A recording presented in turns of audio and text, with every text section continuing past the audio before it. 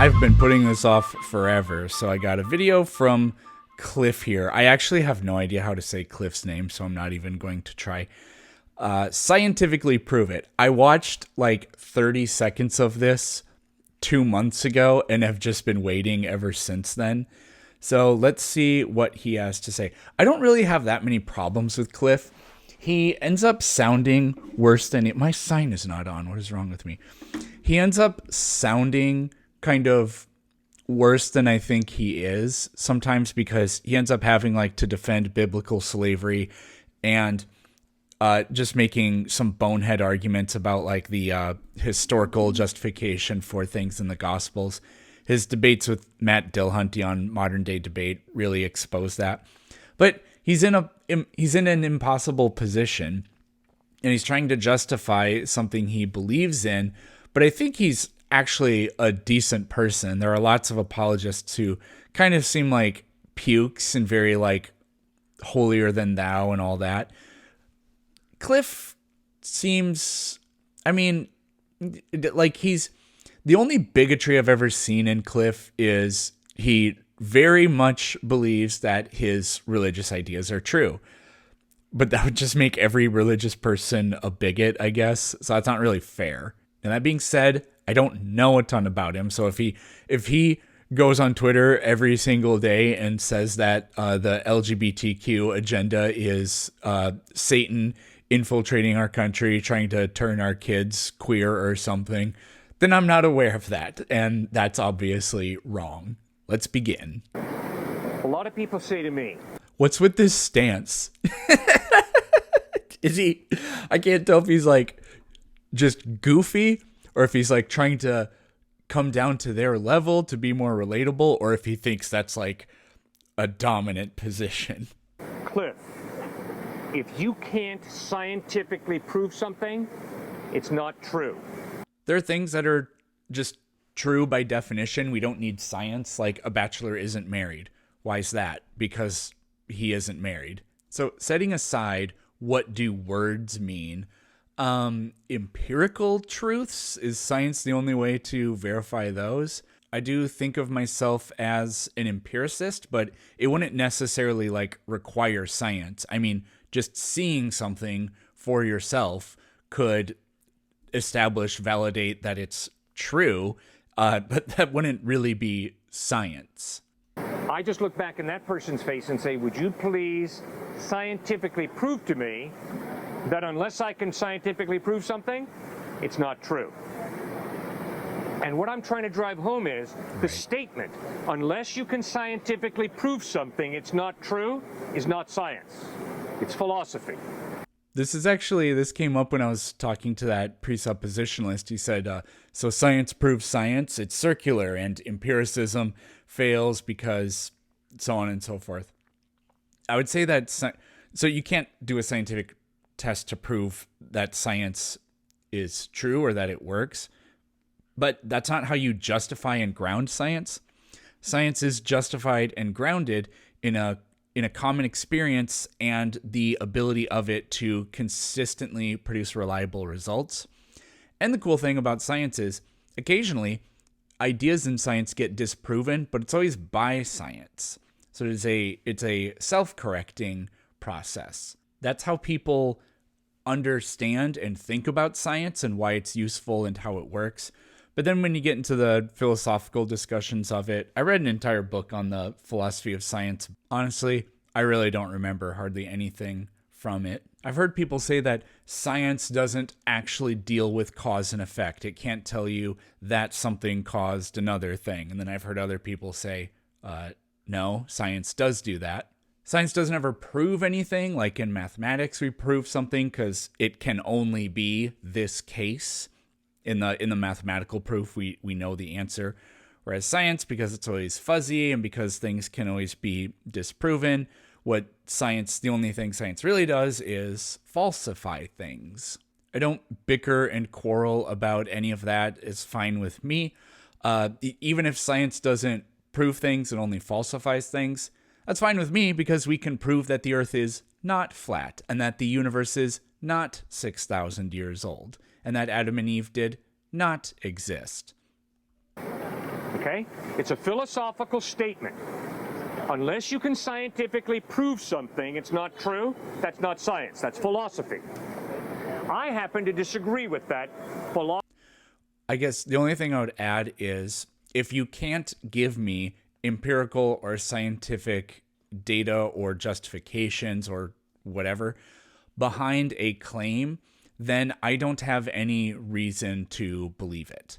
Philosophy very strongly. Why? All right, I'm his dad, right? So, his biceps are a lot bigger than mine. But if he gets sick, I'm going to bring him to the best doctor I can. All right? What does that have to do with his biceps? But, although I respect medicine, when we go home Why don't you just pray? and build our friendship, our love for each other, that has nothing to do with science. In fact, any relationship that you have has very little to do with science. It has everything to do with trust. Do you trust a person? Now, again, I wouldn't call this science. So, is a car mechanic a scientist? I mean, they begin with what they think the problem is. They do an investigation. They have tests for it, and then they come up with conclusions.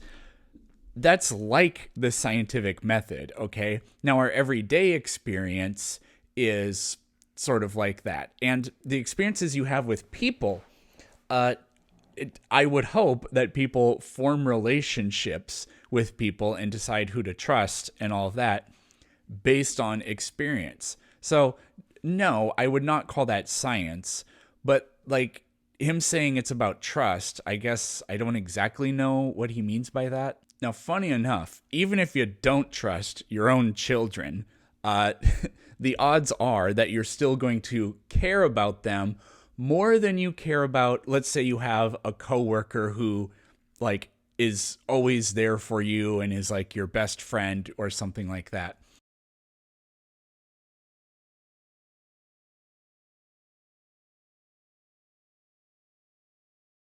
And there actually is a scientific justification behind that. It's because you share genes with your own children and not with other people, or, well, with random people, I should say, coworkers. We are biologically programmed to be more invested in, to care more about our own kin.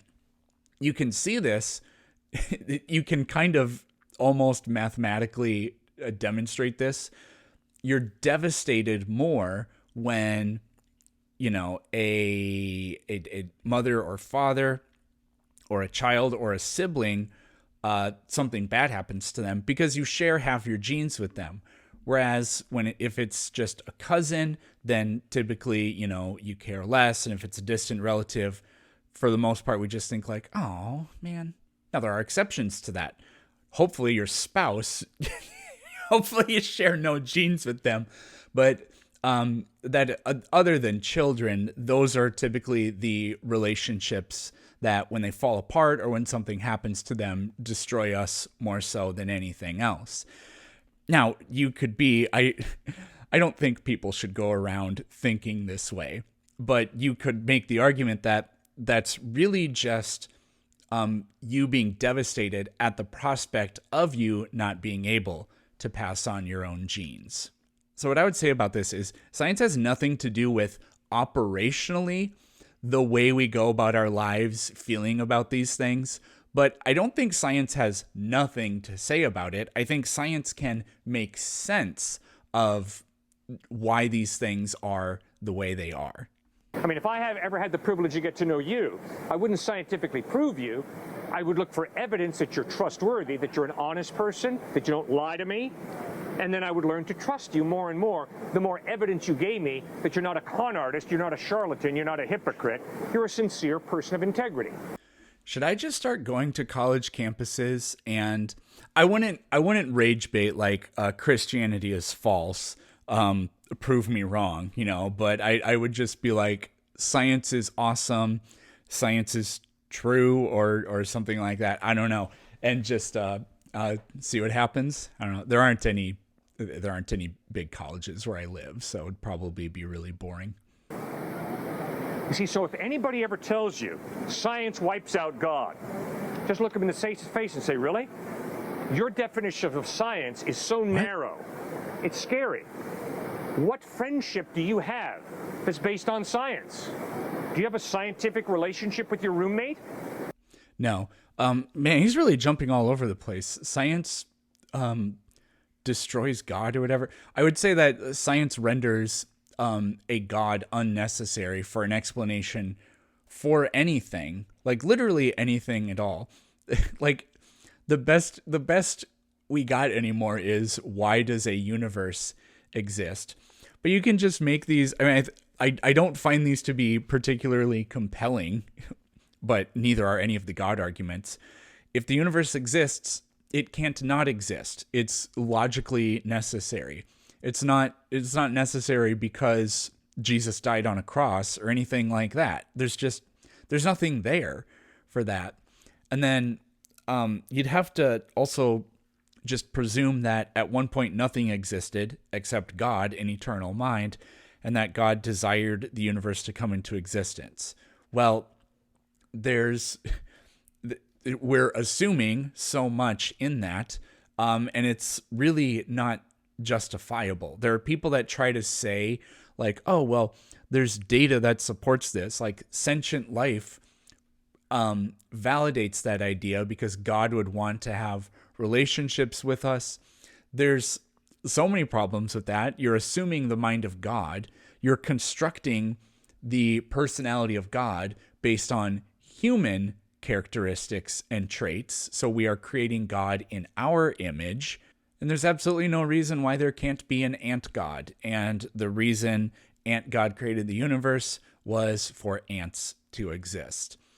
That sounds stupid, probably, because, but the reason is because you're human and you can't imagine that ants would have any importance in the universe. Congratulations, now you know how ants feel about you and how the universe feels about you. Do you guys go on scientific dates? I hope not. I really, really hope not. Okay, is this making any sense? No, this doesn't prove anything either at the same time. Yeah, but like, you know how I said, like, we've evolved past survival of the fittest? Yes. So, like, now the best way for us to survive is to have empathy and compassion. Yes. And so that kind of, like, explains why we have friendship and stuff. We're keeping each other alive. Okay. Not bad. So I have these conversations a lot. If you want to understand why it comes up when people like try to say, give an evolutionary reason for morality or something like that. I typically say I wouldn't use evolution as a way to form morality or anything like that. But if you want to understand human behavior and what normal versus abnormal human behavior is, yeah, you can absolutely look at the science. We're a cooperative species. We have extremely high potential for empathy. Members of our species who we know and we can see and diagnose where something's wrong there, we call that psychopathy. Like we have tools and methods for that. And we can see that there are things, although everybody's different, we're wired kind of in the same way. But for people who are, wired significantly different and have those psychopathic tendencies or whatever, we can actually see that. And this has been demonstrated with like computational modeling that the best, like, I wouldn't really call it a moral system, and I wouldn't call it a legal system, but I don't know, the words escape me, but something that's sort of analogous to a combination of that. If you want to structure a society in a way that self-corrects itself the best, the tit-for-tat method always works the best. Those tests do have built-in parameters, though, and if you fudge them a little bit, then you can see that tit for two tats, like you give somebody one grace, not a grace period, but like one do-over.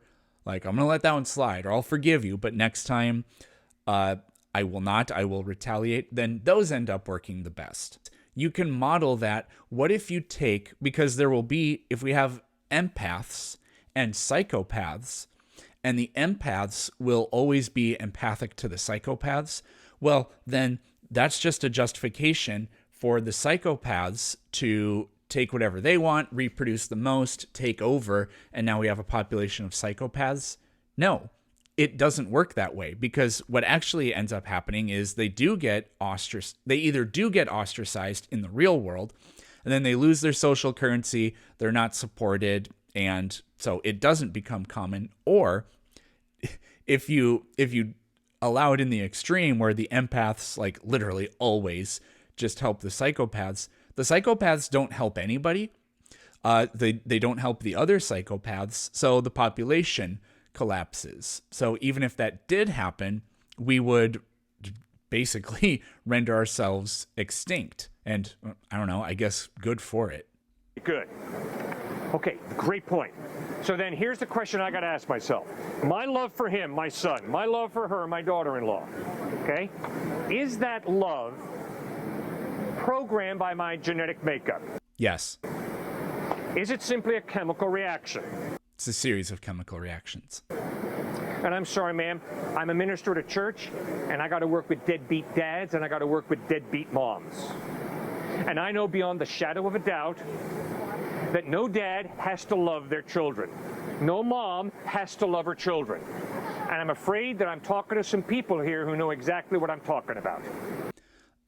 Yeah, again, fair point. So when I was going over all the fact that you feel a certain way for people you are most closely related to, or for people you have relationships that you're not, so like a spouse, you're not related to them, but you have a relationship that is perhaps predicated on the ability to produce more offspring. It's so gross to talk about it in these terms, but whatever. There are exceptions to that. Like some people, a cousin that they had, they had deadbeat parents and they were raised by aunts and uncles, for example. We could come up with innumerable exceptions to that. Exceptions, you don't formulate. We have to generalize. We have no choice but to do that. We don't take outliers and then say that outliers disprove the rest of the data. You don't take exceptions and say, well, since this can't be explained, therefore everything else goes out the window. I'm afraid that some of you standing right here, the odds are you had a deadbeat dad or you had a deadbeat mom. Others of you know that your parents sacrificed for you and they love the living snot out of you. No offense, but they love the snot out of you, okay? And you know that, and you revel in that. But ma'am, I'm convinced nobody has to love their kid. You choose to love your kid. Now, are there genetic urges? Yes. But there are more than enough deadbeat dads that you know of to know that no dad has to love their child. Yeah, I mean, the idea of biological determinism or whatever we want to call that is not 100% the case. It's also a dangerous way of thinking. Even identical twins don't grow up to be exactly alike. However, identical twins that are separated at birth that have been studied end up correlating twice as strongly for things like life events, personality traits, all those kinds of things. Things that we think are entirely due to the environment, like the odds that you're going to get a divorce, that can't have a genetic component, except it turns out identical twins, even ones who have never met before, are twice as likely as siblings that are not identical twins to get a divorce later in life. You can run the whole spectrum of like personality traits or whatever. Identical twins, even ones that don't even know each other, that don't know the other person even exists, are on average twice as similar to each other as regular siblings. And the difference is the identical twins share 100% of their genes, whereas siblings only share half their genes. This is a little bit tangential, but I need to mention it here. Just other ways where, or other places where we think the environment makes all the difference. Well, the data says otherwise. And schooling is one of those things. There was this enormous study, many tens of thousands of people. It was done in the UK. What they did was they took a look at the the high schools, secondary schools in the UK, there's this like rating system for them. It's an acronym. I can't remember what it is, but like your school has a score, like say 1 to 5. They would track kids that went to all the different secondary schools and then tracked how they did when they went to college, when they went to a university. And what they found was, let's compare how high or how low the rating of the secondary school was with how well or how poorly they did at university. And they found that the rating for the school accounted for 2% of the explanation for how well they did at university. So on average, it makes zero difference. See, I would argue that my observation of life and your experience of life is we have a free will. I can have a racist attitude towards her, or I can respect her as a human being created in the image of God. And I don't Ballsy to just say that, but I think he trusts that they know who he is and all that. have to do either. I choose, and she chooses. Yeah. So, what I like, I don't know where this is going because I haven't watched this video. I don't really want to talk about free will, but you know what I would say to Cliff is, okay, choose not to love your son just for like 10 seconds. We're all right here. Do it. And he would maybe try to be cheeky and be like, okay, I did. And bullshit. He would have to do something. And you're not going to choose what he did, and you're not going to choose how it influences you. And some people stand behind people no matter what they do, like the way Cliff stands behind the Bible, right? It's not you don't choose. You can say something like I choose to love them or whatever, but you didn't choose how to be affected by what they do. And it can just be like, eat pizza and just choose not to like it if you like pizza. Well, that's different. It doesn't work that way. No, it's not different, and it does work that way. Everything around you, it's a material reaction, okay? Tasting is no different than seeing, because you don't choose how the taste interacts with you, and you don't choose how the photons interact with you, and what kinds of changes occur in your brain as a result of that either. See, it's that experience. And actually, scientifically, we know that the same kinds of networks in our brains are activated by sights. The same kind. Sorry, I bungled that really badly. Disgust centers in our brain can actually be activated by sights. If you want to read a really fascinating but depressing book, read Behave by Robert Sapolsky. It's right there. It's very long, and it's not super, I wouldn't say it's dense with material, but the material isn't too dense to understand. But there are these really depressing studies, but really fascinating studies and important studies, because I'll get into that later. But anyways, they'll do things like they'll show people a picture of somebody who is homeless or disfigured or something like that. And it turns out the part of your brain that activates when you taste something you find disgusting activates when you see those types of things. That's not good. I'm not sure if those are examples of mirror neurons, but the mirror neuron phenomenon is also really fascinating, because we can look at parts of your brain that activate when you feel pain, and then we can show you videos of people experiencing pain, and those same types of neurons light up. I'm pretty sure that's what the mirror neuron studies tell us anyways. Now, the depressing but important thing about that is you can be shown videos of people who look like you and people who do not look like you, and on average, there are huge, when it comes to this, very important, there are huge variances in the data. Some people are extremely empathetic towards everybody, no matter what they look like, and others aren't. Again, it's an average. This is one of the things that really annoys me when people are like, everybody's inherently a racism, especially if you're white. But anyways, on average. It's a very subtle average, but you don't. There isn't quite as much activation in the brain if they look different than you. Now, again, I say that's really, although that's depressing, it's really great that we know it, because if we know it, a phrase I like to say is things can only control you as long as you remain ignorant of them.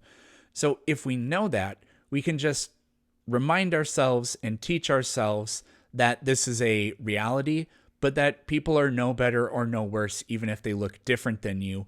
And so to consciously activate your empathy reflex rather than letting it work on its own, because on its own, sometimes it's not that great.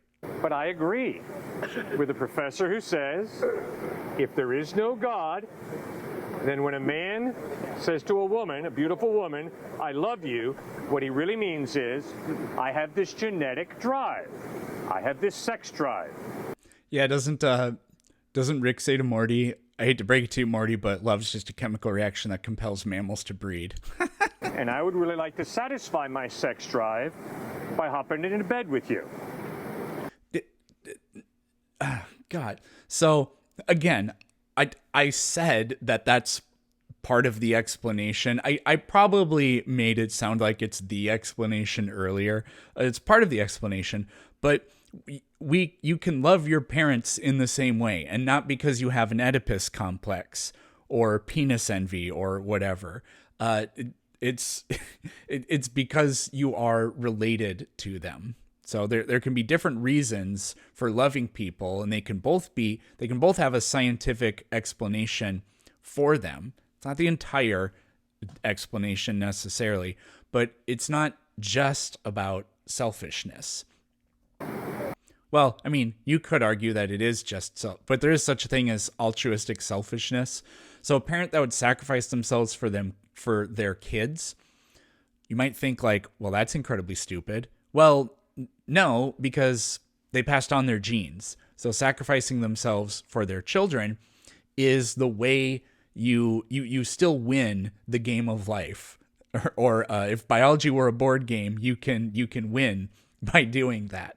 And we care about our immediate family members more so than extended family members.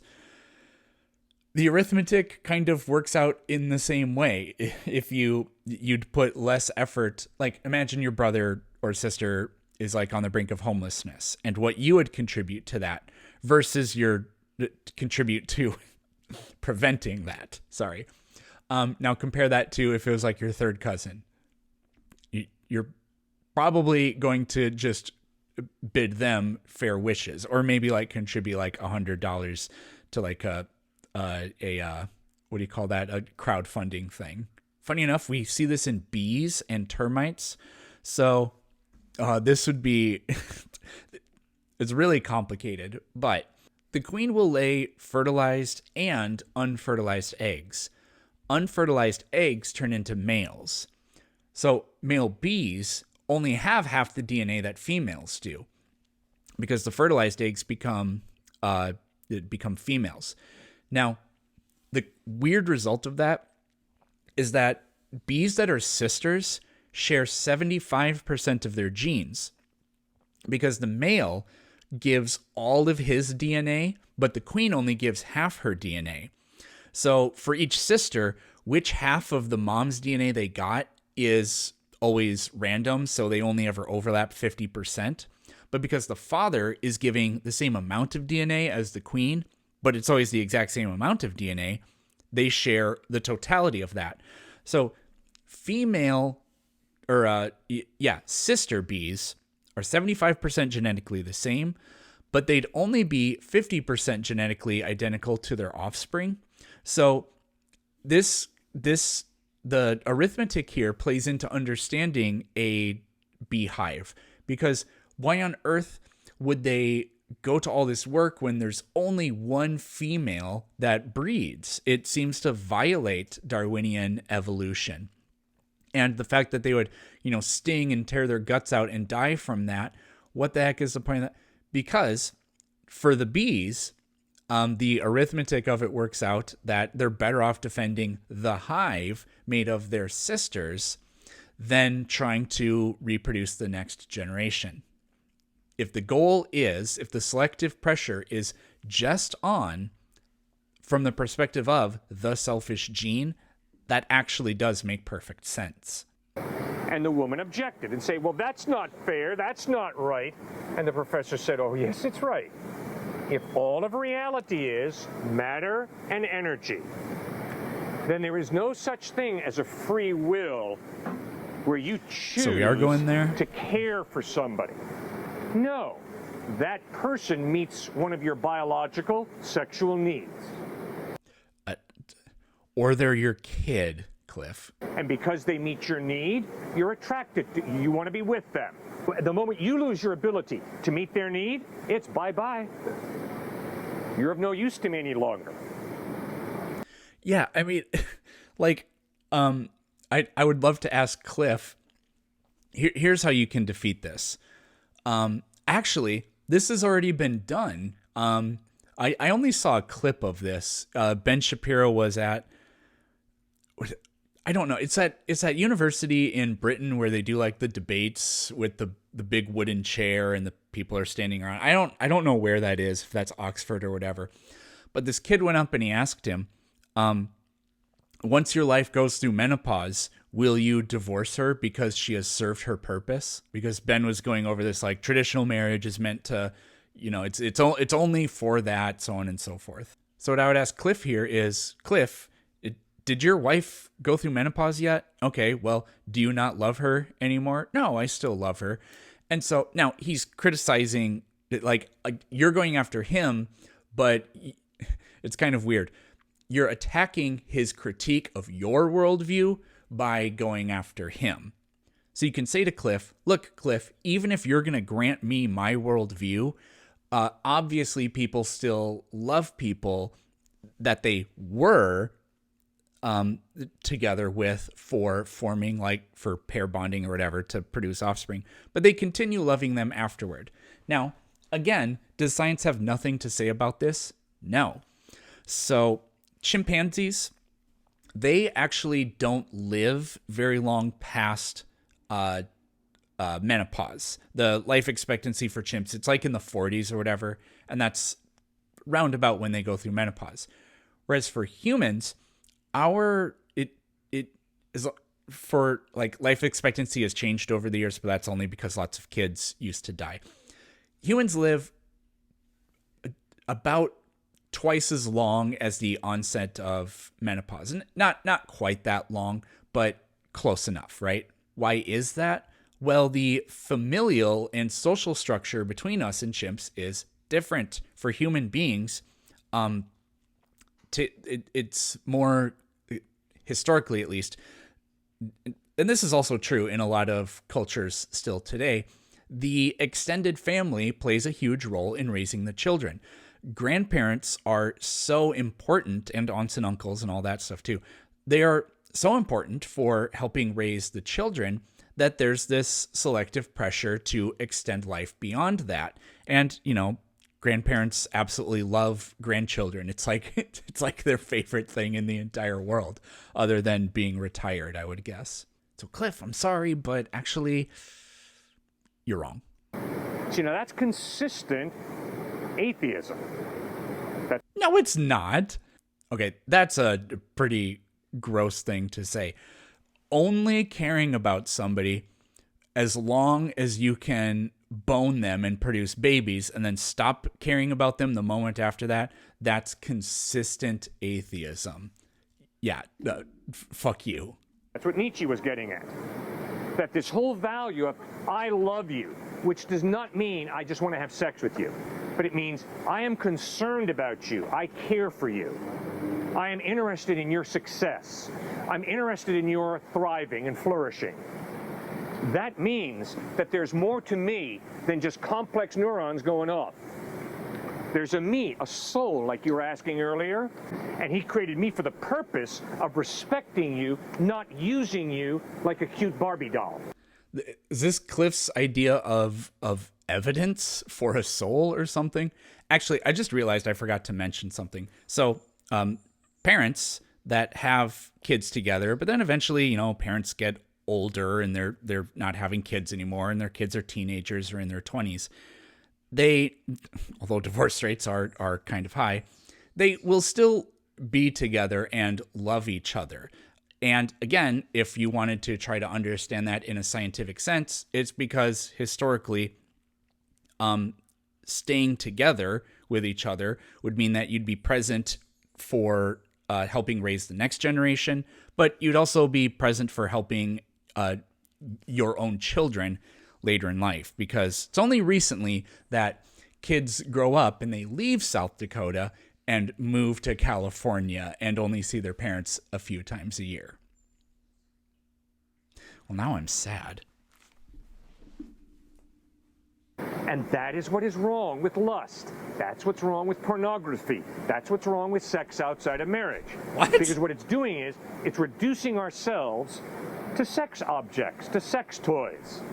And what Jesus Christ points out is a person is not a sex toy. A person has a soul. There's a real person here. But when I understand that you have a soul, that you're a person with a mind, emotions, a conscience, then it is appropriate for me not to figure out how I can use you and manipulate you. Instead, it's appropriate for me to learn how I can help you, how I can help you become a success. And to be honest with you, that's why we're doing what we're doing out here. So even if you took a secular, there's no God, and we need to use science to figure out everything type of view, you could successfully do that, because again, we're a cooperative species, and things that if evolution could shape us to have these social tendencies like what he's talking about, then that would make the group more successful. I'm praying with everything in me that every one of you at some point in your life is going to put your faith in Jesus Christ. Why? Because I think that's what it means ultimately to be a success, to understand the purpose of life and to have eternal life in heaven and blast it all. See, what he just said there. I don't know personally what Cliff believes in, but I feel like quite a lot of the motivation for doing the evangelism and the like forming missions and things like that is because it has nothing to do with like not necessarily forming a better life here on earth. It's that I need to tell these people that they need to accept what I'm saying, or they will burn in hell for eternity. And there's nothing really that's very pragmatic in a way, but I don't really see how that's like really moral or does anything for creating a better world here on Earth. For example, people in Europe were tortured in order to get them to confess to something that they didn't even do, or to convert to Christianity. And if you think that, like, although it's horrible to torture somebody, you know what's worse than torturing somebody? Them going to hell, if hell is a real place. So by that logic, you are 100% justified in doing whatever needs to be done in order to create converts. This is the absurdity of when we're dealing with infinites in the afterlife. To give you another historical example, when Atahualpa was killed by the Spanish, they told him, well, you can either convert to Christianity and then we're just going to strangle you to death. But if you won't do that, then we're going to burn you to death. And that was to coerce people to convert to Christianity. What I would hope is that a real Christian wouldn't do that to somebody. And there are tons of Christians out there that think that you're not saved by faith alone. And so, they think that people who never heard the Gospels through no fault of their own, like pre-contacted indigenous Americans, they're not burning in hell. I mean, if they were terrible people, then I guess maybe they would, but otherwise, no. That's how I always felt as a Christian. When I started meeting people that say it doesn't work like that, I know people that were some of my best friends, like in college, and that were good people. But I remember like one time we were on a bus for a track meet going somewhere, and I don't know why we were talking about religion, but somebody said something, this guy that I had huge respect for. And I said, like, if you think that, then you think Jews are going to hell. And he went, yeah. And I was just like, oh, what the fuck? I would like to see you in heaven. Now, if you got a problem with that, so be it. I want everybody here to go to heaven. I am convinced the way to heaven is by putting your faith in Jesus Christ.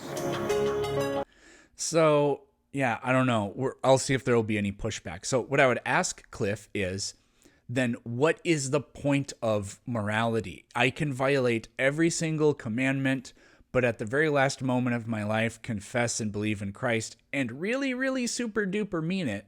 And then I get to go to heaven. Whereas, somebody who never did anything wrong but never heard of Jesus goes to hell. No, it's not semantics. No, faith is literally defined as belief without reason. Literally. That's a faith position you're taking right there. How? Because you're saying Belief this in the is how dictionary? Hold up right now. Hold up. That's Mark Twain's definition of faith right there. Hold up. Faith is based completely off of reason. What? Oh, very convenient cutoff. Faith is based off of reason. No, I mean, unless you're going to say, well, the reason I have faith is because I don't want to go to hell, then calling that reason, that's the only justification I can think of. But no, it is the belief absent of, or having a belief absent of evidence. Well, that was kind of fun. Hopefully you enjoyed that. I rambled about stuff that I didn't think was going to come up in that video. Tomorrow, I have a 1 hour long video about the history of the conquest of the Inca Empire. And I have the horrible feeling that it's going to be an absolute flop, which would suck because it took so many hours to produce that video. But anyways, thanks for watching.